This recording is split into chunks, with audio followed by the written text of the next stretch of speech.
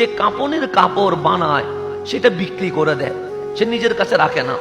যে কিনে সে ইউজ করে না, আর যে ইউজ করে সে জানেই না এই কাপড়টা তার জন্যই বানানো হয়েছিল।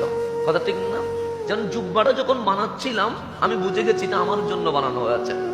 পাগড়িটা যখন পরছিলাম আমি বুঝে গেছি এটা আমার জন্যই বানানো হয়েছে। আংটিটা যখন আমি আঙ্গুলে দিচ্ছিলাম আমি বুঝে গেছি এটা কার জন্য? আমার জন্য। কিন্তু আমার কাফনের কাপড় কোন দোকানে আছে এটা আমার জানা সম্ভব নয়।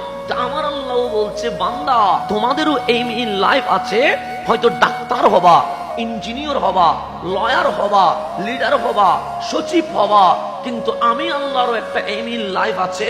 মাওলা এইম ইন লাইফ কি? মাওলা বলে আমার ইচ্ছে হচ্ছে আমার বান্দাকে জান্নাতুল ফেরদৌস গিফট করে দেওয়া। এটা মাওলার ইচ্ছা। তাহলে আমার ইচ্ছা একরকম, রহমানের ইচ্ছা আরেক রকম। রহমান আপনাকে দুনিয়ায় ভালো হওয়ার কথা বলছে, রব্বানা আতিনা ফিদ দুনিয়া হাসানা।